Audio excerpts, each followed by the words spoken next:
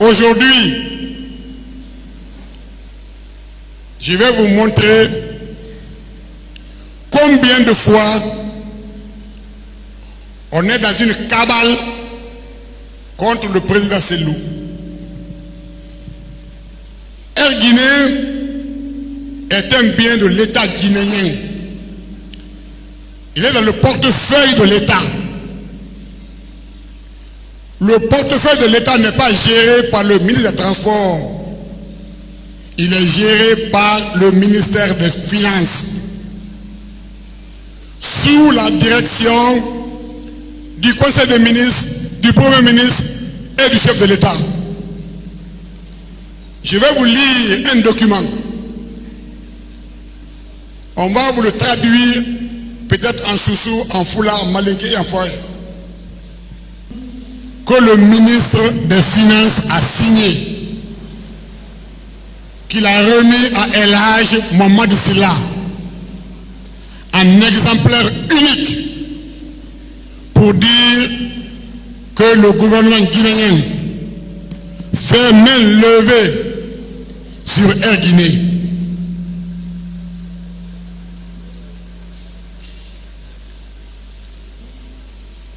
Certificat de main levée.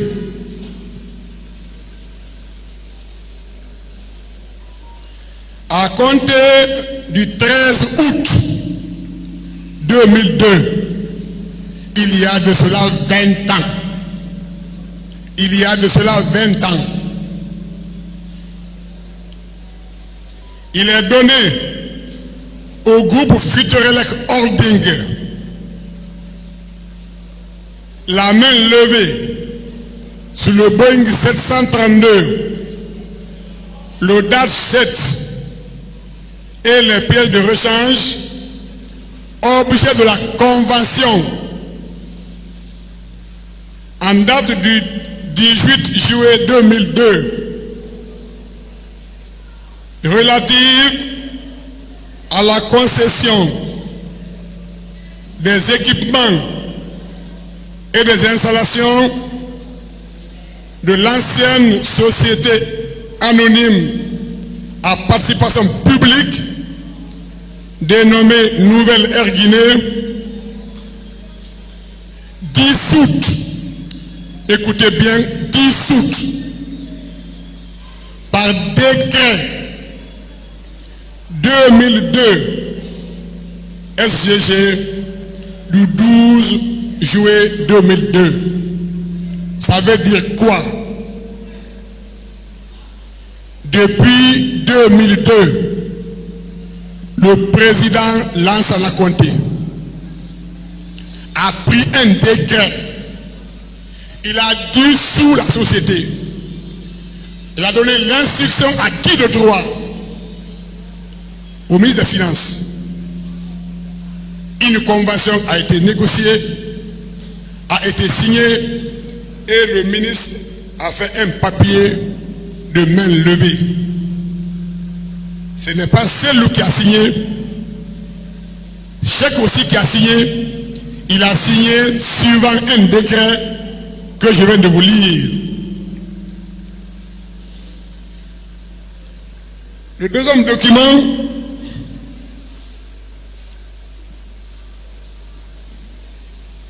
est aussi éloquent. Le même ministre qui gère le patrimoine de l'État a écrit au directeur de Futurelec, l'honorable El Hadj Mohamed Silla, aujourd'hui. Pour lui dire quoi? En résumé, il lui demande de payer 732 000 $ à l'aviation civile du Ghana, 285 000 $ à l'aviation civile du Nigeria. Les dettes que l'État guinéen avait contractées au titre des droits d'atterrissage de Air Guinée dans ces pays. Le ministre des Finances a demandé à El Hadj Mohamed Silla, société privée, de payer ces montants en lieu et place de l'État guinéen. Il ajoute plus loin.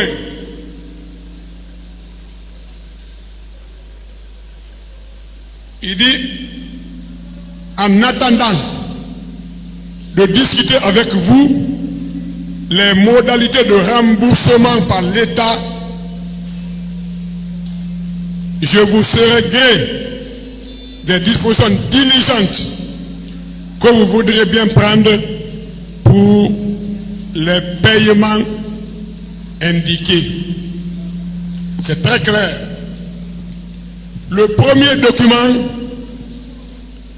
c'est le ministre des Finances qui dit, à partir d'aujourd'hui, sur instruction du chef de l'État, sur la base du Conseil des ministres, l'avion Air Guinée qui est dans le patrimoine de l'État, nous le cédons à la société Fusreleg Holding. C'est très clair, non? Le deuxième document, il s'adresse à Futurelec. La Guinée doit au Nigeria, la Guinée doit au Ghana des montants que nous ne pourrons pas payer.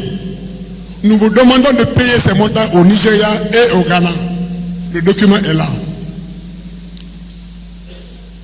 Ça s'est fait en 2003. L'avion a été cédé en 2002. C'est pour vous dire quoi?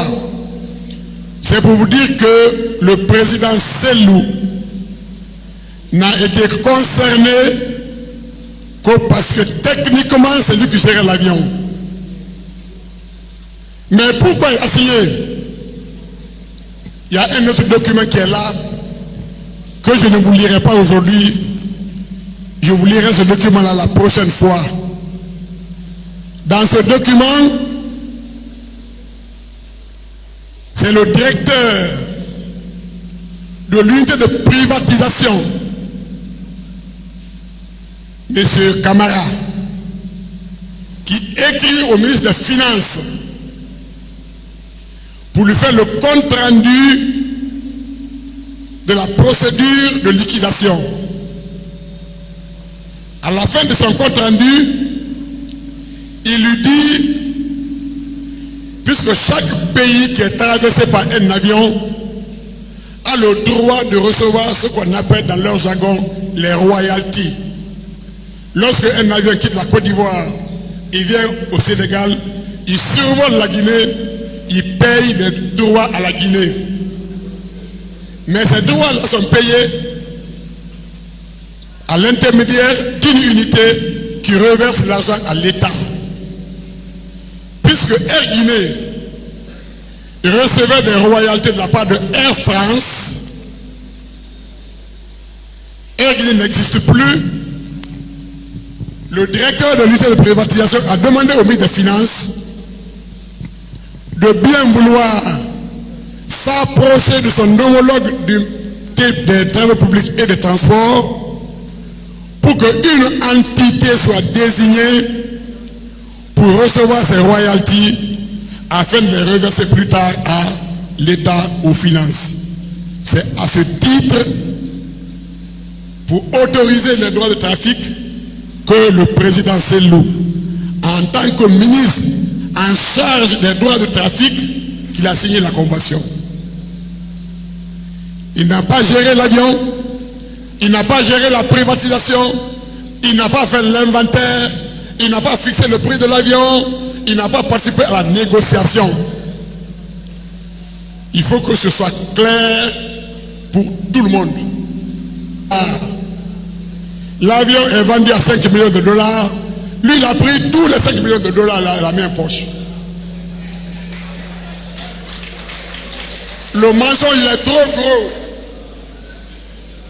Il est trop gros. Après, on dit train de vie. Qu'est-ce qu'on appelle train de vie? Marisa a de grosses lunettes. Elle est bien habillée. Faut dire aujourd'hui, Marisa, viens là. Comment tu as eu les lunettes là? C'est une foutaise. Les étages de 12, les maisons de 12 étages, de 13 étages, de 8 étages poussent comme des champions en Guinée. c'est les mêmes personnes qui demandent aux autres le train de vie. Ça, c'est une autre paire de manches qu'on présentera plus tard. Mais sachez que, comme le président l'avait dit à cette tribune,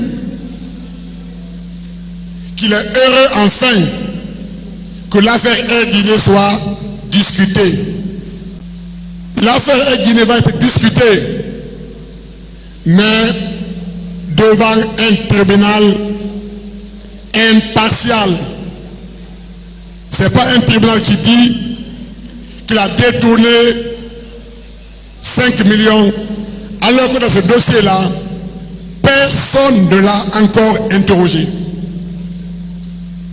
Aboubakar Makissa Kamara, ancien directeur général des impôts, a été inculpé par la Cour de répression des infractions économiques et financières CRIEF pour détournement de deniers publics, enrichissement illicite et blanchiment de capitaux. À la faveur d'une conférence de presse animée ce jeudi 15 juillet 2022 par le parquet spécial de la CRIEF, Mamadi Mariam Diallo, un des substituts du procureur spécial, a annoncé la saisie de toutes les villas construites par l'ancien DG des impôts à Tormelin, sa sous-préfecture natale, mais également à Dubreka. Se trouvant en dehors du pays depuis son inculpation, la CRIEF entend introduire un mandat d'arrêt international contre lui.